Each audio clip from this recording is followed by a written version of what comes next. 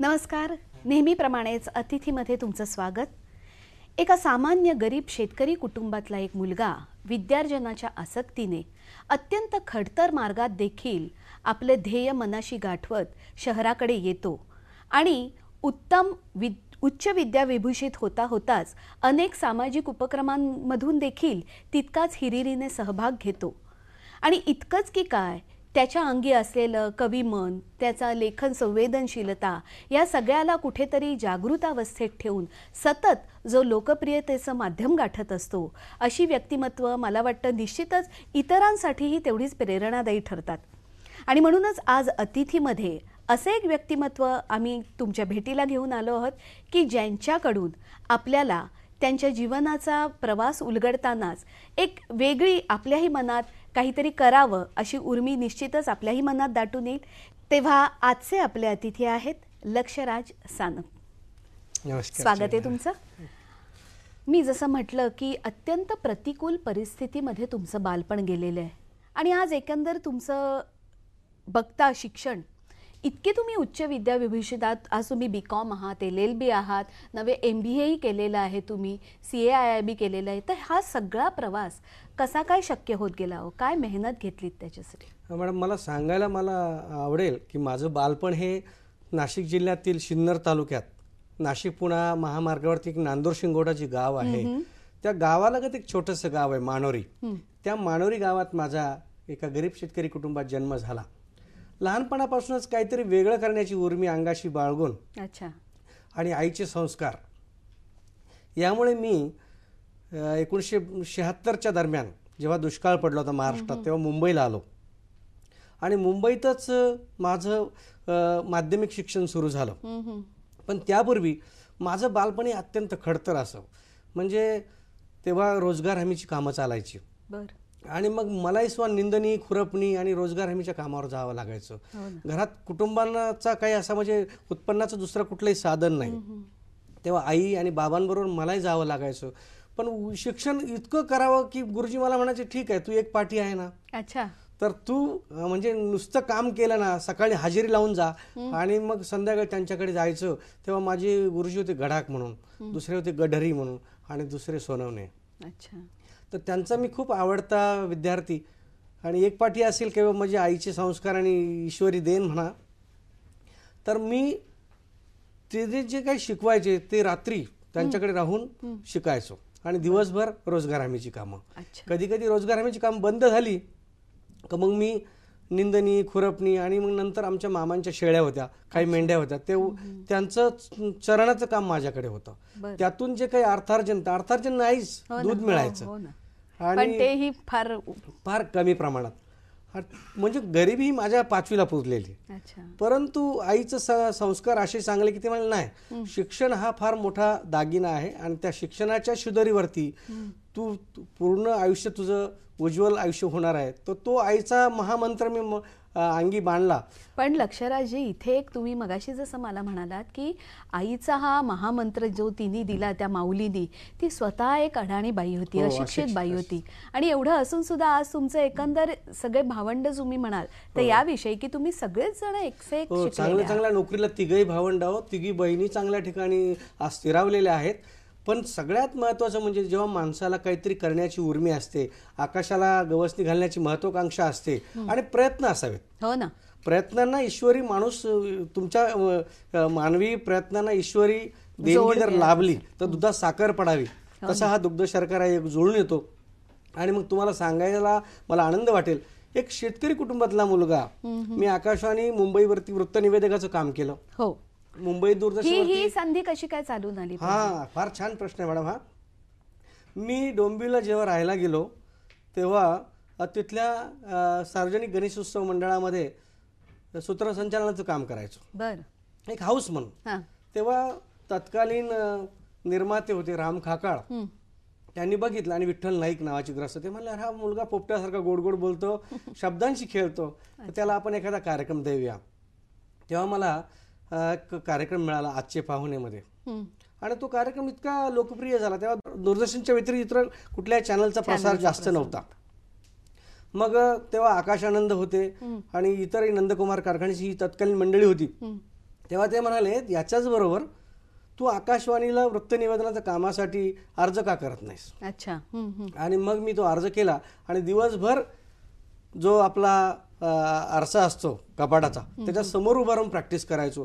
तेव्हा मिसेसला वाटलं, ह्या माणसाला काहीतरी वेड लागलं काय. अच्छा. आकाशवाणी मुंबई लक्ष राष्ट्रानं प्रादेशिक बातम्या देत आहेत असा सराव करता करता मिसेसला वाटतं काहीतरी खूळ ह्या माणसाच्या डोक्यात भरलं का. परंतु सुदैवानं प्रॅक्टिस झाली. प्रदीप भिडेसारख्या ज्येष्ठ श्रेष्ठ माणसाचं मला मार्गदर्शन लाभलं आणि विशेष म्हणजे बच्चू पांडे.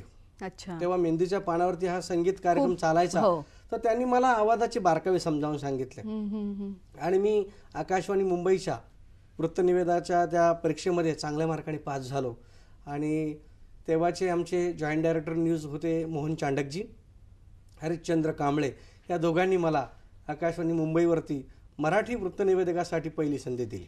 अच्छा, म्हणजे तिथे तुम्ही एक नोकरी सारखं तेव्हाच कॅज्युअल न्यूज रीडर म्हणून काम केलं. आणि मग मला समजायला लागलं की आकाशवाणी वृत्तनिवेदन हे किती लोकप्रियतेचं माध्यम आहे आणि किती प्रभावी माध्यम आहे. मग त्यामुळे आकाशवाणी. बरं, मग तेव्हा तुम्ही हे जे म्हणजे आता कॅज्युअल न्यूज रीडर म्हणून होतात, परंतु तुमचं मुख्य अर्थार्जनाचं काय होतं? Very nice. तेव्हा काय झालं, मी सेल्स टॅक्सला विक्रीकर आयुक्तांकडे स्टेनोग्राफर म्हणून नोकरीला होतो आणि शनिवार रविवार किंवा सुट्टींच्या दिवसात हे सगळे उपद्व्याप करायचो. परंतु मला मन काय नोकरीत रमेच ना. अच्छा. की कुठेतरी आपण दूरदर्शन, आकाशवाणी, चित्रपटांमधून, लघुपटांमधून, जाहिरातपटांमधून कुठेतरी आपण अभिनय केला पाहिजे. अच्छा, म्हणजे तुमची आवड मुळतः हीच होती. हा, मुळतः हीच होती. त्याच्यामुळे मी ह्या तिन्ही माध्यमाकडे वळालो. नंतर मग केंद्रीय फिल्म सेन्सॉर बोर्डाकडे वळालो.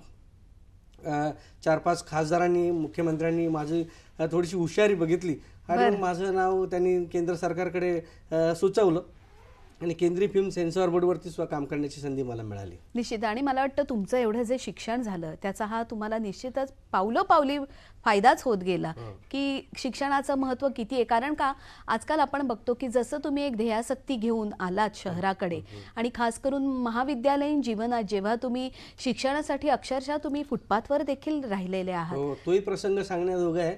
मी जेव्हा गावावरून आलो मुंबईला, ते ताडदेवला भाटिया हॉस्पिटल समोर फॉर्जे स्ट्रीट म्हणजे पूर्वीची शेरीची वाडी, तिथे राहायचो. तर 40 रुपये खानावळ खायची. 7 वर्ष मला चहा आणि नाश्ता हा प्रकार माहीत नव्हता. चेतना कॉलेजला मी शिकायचो, पण त्या कॉलेजची फी आणि रेल्वेचा पास आणि खानावळीचे पैसे मिळवण्यासाठी मला एका किराणा दुकानदाराकडे एक डिलिव्हरी बॉय म्हणजे हमाल, पण त्यांनी गोंडस नाव दिलं डिलिव्हरी बॉय. तेव्हा 2 रुपये रोजावरती मी ते काम करायचो आणि त्यातून जे अर्थार्जन व्हायचं त्यातून मी माझी फी आणि खानावळीचे पैसे द्यायचो. पण संध्याकाळी मात्र असा प्रश्न उभा राहायचा की झोपायचं कुठे. हो ना. तर चक्क फुटपाथवरती आम्ही सिन्नर तालुक्यातली 10-12 मुलं जी आज काहीतरी ध्येयाने झपाटलेली होती, ती बिचारी कुठेतरी मोलमजुरी करायची आणि त्यांच्यावर मी सुद्धा फुटपाथवरती झोपायचो. म्हणजे लोक म्हणायचे, अरे कॉलेज कुमार एका किराणा दुकानदारात हमालाचं काम करतो आणि संध्याकाळी फुटपाथवर झोपतो. परंतु परिस्थितीनुसार माणसाला जगावं लागतं, त्यात काय लाज बाळगण्यासारखं काही नव्हतं. आणि कालपरत्वे ही प्रयत्न चालू राहायचे माझे. अच्छा. आकाशवाणी, दूरदर्शन आणि माहितीपटांमध्ये कामं करणं. बरोबर. मग जसजशी तुम्हाला वेगवेगळी संधी मिळत गेली तसतसं तुमची उन्नतीही होत गेली. मग पुढे जेव्हा तुम्ही तुमची सहचार्या तुमच्या जीवनात समाविष्ट झाली, कसे होते ते क्षण किंवा कशा तऱ्हेने ते योग जुळून आले? माझी सहचारिणी म्हणजे नंदिता लक्षराज. चे शिक्षण तसं नव्हतं, 9वी होतं लग्नाच्या वेळी. लवकर लग्न झालं माझं, कारण आईवडिलांनी बघितलं होतं हे सगळे हाल काढतोय हा माणूस. तेव्हा मी पूर्वी सेलटॅक्सला नोकरीला लागलो, विक्रीकर भवन माझगावला.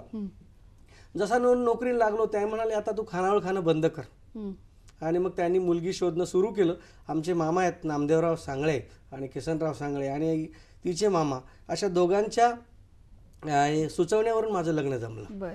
आणि मग तिचं शिक्षण तेव्हा फक्त 9वी. परंतु जेव्हा तिला मुंबईत आणलं, तिने जेव्हा माझी धडपड बघितली, तेव्हा मी तिला सांगितलं तू सुद्धा तुझं पूर्ण शिक्षण कर. कारण आज त्याही एक सेन्सॉर बोर्डावर सदस्य म्हणून आहे. तिने BA चं शिक्षण पूर्ण केलं, लग्नानंतर MA केलं. आणि त्या आज मिसेस माझ्या सुनंदा लक्षराज सानप म्हणजे आलायस नंदिता, त्याही केंद्रीय फिल्म सेन्सॉर बोर्डावरती आज कार्यरत आहे आणि त्यांनी 2 टर्म्स पूर्ण केलेल्या आहेत. कसं काय असतं लक्षराजजी, की जेव्हा तुम्ही म्हणता की तुम्ही आज विविध सामाजिक नव्हे शैक्षणिक अनेक अशा संस्थांमधून तुम्ही एक कार्यकारिणी मंडळात आहात, काहीवर तुम्ही अध्यक्षही आहात, जसं प्रामुख्याने उल्लेख करावा लागतो तो थोडासा अजून एक आपण सेन्सॉर बोर्डाच्या या माध्यमाकडे येऊया की त्याचेही तुम्ही पॅनल सदस्य म्हणून होतात. तर एक चित्रपट हे जे प्रभावी माध्यम आहे त्याच्याकडे एक तुमचा एक सदस्य म्हणून काय दृष्टिकोन आहे बघण्याचा? आजकाल ज्या फिल्म्स येत आहेत त्या समाज प्रबोधनासाठी फिल्म्स यायला हव्यात. म्हणजे प्रत्येक सर्वसामान्य माणसाला कुठली फिल्म बघताना आपल्या कुटुंबियांसमेत बघता यावी, त्यात व्हल्गॅरिटी, व्हायलन्स किंवा डबल मिनिंग्स हे नसावेत. हे सर्वसामान्य प्रेक्षकाची एक माफक अपेक्षा असते. त्यानुसार आम्ही पॅनल सदस्य हेच काम करत असतो की फिल्म्स जेव्हा आम्ही सेन्सॉर करतो तेव्हा त्या फिल्म्समध्ये कुठला हिंसाचार किंवा व्हल्गॅरिटी, व्हायलन्स नसावा किंवा डबल मिनिंग नसावा आणि देशविघातक असा काही संदेश जाऊ नये हे त्याची प्रामाणिक मत असतं. तसंच त्याप्रमाणेच अजून तुम्ही ministry of food and processing इंडस्ट्रीजचेही तुम्ही टास्क फोर्स मेंबर आहात. मी फूड प्रोसेसिंग इंडस्ट्रीच्या टास्क फोर्सवरती आहे, मानद पद आहे ते. त्याचा एकच हेतू आहे की ज्या अन्न प्रक्रिया जी कारखाने आहेत तिथे काही माल प्रॅक्टिसेस काही होत नाही ना, त्यामध्ये काही भेसळ होत नाही ना, आणि देशहिताला बाधक आणि सर्वसामान्यांच्या प्रकृतीला काही बाधक होत नाही, त्यासाठी ही अंकुश ठेवण्यासाठी ही टास्क फोर्स आहे. त्या टास्क फोर्सवरती मी मानद मेंबर आहे. पूर्वी आमचे मिनिस्टर होते सुबोधकांत सहाय, आता शरदचंद्रजी पवार साहेब त्या टास्क फोर्सचे तुम्हाला अधूनमधून चाचपणी करायला, पडताळणी करायला जावं लागतं. कार्यरत आहे मी. तसं मी स्पेशल एक्झिक्युटिव्ह ऑफिसर गेली 20 वर्ष आहे. शासनाने मानद पद जे दिलंय तेही आहे. अण्णा हजारेंबरोबर सुद्धा भ्रष्टाचार निर्मूलन समितीचं काम केलं, इतरही कामं केले, समाजसेवा. त्यामुळे मला हे जे सांगताय लक्षराजजी, हे मला ऐकतानाच मला असं म्हणजे की बापरे, केवढं या माणसाने काय काय केलं. नव्हे 24 तासाचा अवधी धरला तर त्यातले कित्येक तास तुमचे हे काहीतरी व्यस्त राहण्यातच आहेत. मग याहूनही तुम्ही याशिवाय की काय कवी आहात, चांगल्या प्रतीचे उत्कृष्ट लेखक आहात, कारण तुमचं सार्थक हे तुमच्या जीवनावर आधारलेलं पुस्तक तुम्ही काढलेलं आहे जे माझे अनुभव शब्दांकित केले. माझं बालपण ते आतापर्यंतचा जीवन प्रवास तो मी शब्दांकित केला. मला काय हा जो वेळ कुठून काढता पण एवढा? मी तुम्हाला सांगितलं 24 तास मी फक्त 4 ते 5 तास झोपतो. उर्वरित वेळ मी माझा समाजसेवेसाठी, अर्थार्जन कमी परंतु समाजसेवा जास्त. म्हणून मला दिल्ली सरकारनं डॉक्टर बाबासाहेब आंबेडकर राष्ट्रीय फेलोशिप पुरस्काराने सन्मानित केलं 2002ला. आणि विशेषतः कोमसापा म्हणजे कोकण मराठी साहित्य परिषद मधु मंगेश कर्णिकांची, ज्यावरती रवींद्र आवटी, मधु मंगेश कर्णिक आणि इतरही मान्यवर मंडळी कार्यरत आहेत, त्यांनी मला 2006ला महाराष्ट्र गौरवर्ण पुरस्कृत केलंय. आणि त्यांनी मला गौरवलं. आणि राज्याचे उपमुख्यमंत्री आणि गृहमंत्री RR पाटील साहेब यांनी मला विजयश्री पुरस्कारानं सन्मानित केलेलं आहे. असे वेगवेगळे नामांकित पुरस्कार तुमच्या नावावर आज जमा झालेले आहेत. आणि एकंदरीतच तुमची जीवनाकडे बघण्याची आसक्ती म्हणा किंवा ध्येय म्हणा हे वृद्धिंगतच होत चाललेलं आहे दिवसेंदिवस. तर येणाऱ्या पुढील काळात असे कोणते संकल्प मनाशी आखलेत की अजून काय काय करायचंय? संकल्प काय नाही, मला आता PhD पूर्ण करायची आहे, डॉक्टरेट प्लस जे काही माझं समाजकार्याचं एक ध्येय आहे की ते मला पूर्णत्वाला न्यायचं आहे. की जी आज झोपडपट्टीमध्ये जी गोरगरीब मुलं आहेत ते शिक्षणापासून वंचित राहतात, तर दरवर्षी माझ्या पगारातून मी 20 ते 30 मुलांना गणवेश आणि त्यांना वह्या, पुस्तकं आणि गाईड्स जे लागतील ते पुरवण्याचा माझा संकल्प आहे. सगळेजण आपल्या स्वार्थासाठी करतात, संसारासाठी करतात, परंतु सामाजिक बांधिलकीनं आपण काहीतरी करावं. कारण मी गरिबी काय हे प्रत्यक्ष खूप अनुभवली. इतके चटके मी अनुभवले गरिबीचे, तर ती कोणाच्या नशिबी जास्त येऊ नये. आणि शिक्षण प्रत्येकाचा हा अधिकार आहे, मूलभूत अधिकार आहे. सरकार त्यांच्यापर्यंत काम करते बरोबर, परंतु त्याही व्यतिरिक्त आपण समाजाचं काही देणं लागतो ह्या उदात्त हेतूने माझ्या पगारातला, माझ्या मिळकतीतला 10% का हिस्सा त्या गरीब आणि होतकरू विद्यार्थ्यांसाठी मला मार्गी लावायचं आहे. तसंच ग्रामीण भागात खूप मुलं हुशार आहेत, परंतु त्यांना मार्गदर्शन नाही. मग काय, करिअर गायडन्स. त्या करिअर गायडन्सच्या माध्यमातून सुद्धा मला काही काम करण्याची खूप उर्मी आहे आणि त्या संदर्भात मी करिअर गायडन्सची एक अशी प्रबोधिनी मी स्थापन करण्याचा माझा संकल्प आहे की जे खेडोपाडी जाऊन मुलांना, जी मुलं शहरात येतात पण त्यांना बिचारांना मार्गदर्शन, म्हणजे अंधेरामुळे तीर चलाना असा जो प्रकार होतोय तो होऊ नये आणि त्यांना योग्य वेळी योग्य मार्गदर्शन मिळावं आणि लवकर नोकरी मिळावी किंवा त्यांच्या कलागुणांना वाव मिळावा, हा माझा म्हणजे असा माफक प्रयत्न राहील आणि प्रामाणिक. खरंच तुमचा हेतू तर खूप उदात्त आहे, म्हणजे कौतुक करावं तितकं या बाबतीत कमीच आहे. जसं मी मगाशी म्हटलं की तुम्ही उत्कृष्ट कविता करता, तर आई जिने तुम्हाला घडवलं, स्वतः अशिक्षित असून आज तिने इतकं तुम्हाला आयुष्यात एक वेगळं तुमचं व्यक्तिमत्व तयार केलं, त्याच्या मागे निश्चित तुमचा आईचा वाटा फार मोलाचा आहे. तर त्या आईवर तुम्ही अतिशय सुंदर असं छोटं काव्य केलंय. कोट्यावधी जनतेच्या पर्यंत ही माझी आईची वरची कविता, कारण माझ्या आईचं नाव गोदाबाई म्हणजे गोदावरी, तर त्या आईवरचं हे काव्य तुमच्या सर्वांच्या परवानगीने मी वाचणार आहे. तीर्थांचे तीर्थ, दैवतांचे दैवत, अमृताहून श्रेष्ठ माझी आई.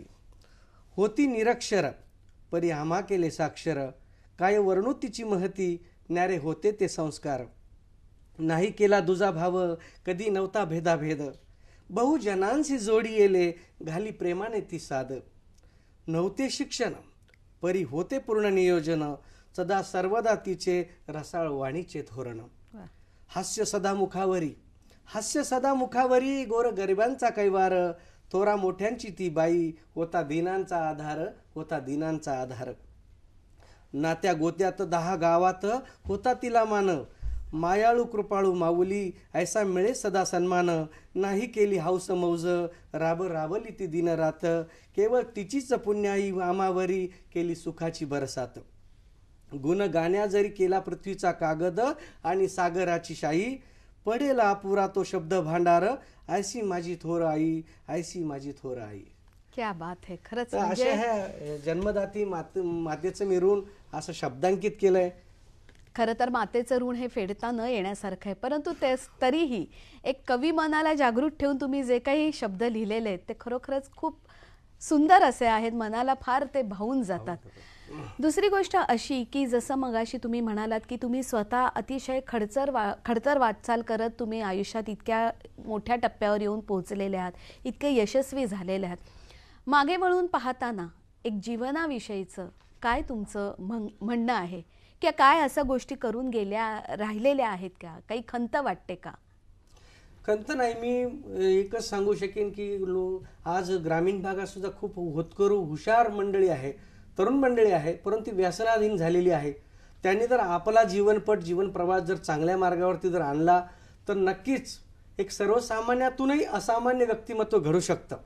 आता मी तुम्हाला सांगू शकतो मंडळी, माझा मुलगा हा डॉक्टर झाला, डॉक्टर अमोल सानप, आज डेंटिस्ट आहे, नामांकित दंतशल्य चिकित्सक आहे, गव्हर्नमेंट डेंटल कॉलेजमधून तो पास झाला आहे. मुलगी माझी हवाई सुंदरीचा कोर्स करून कुमारी सोनल, ती आता मॅनेजमेंटचे धडे घेते, लास्ट शेवटच्या वर्षाला आहे मॅनेजमेंटला. आणि एक 9वी झालेली मुलगी, ती ग्रामीण भागातून येते, सिन्नरमधून, ती BA करते, MA करते आणि केंद्रीय फिल्म सेन्सॉर बोर्डवर जी ती कार्यरत आहे.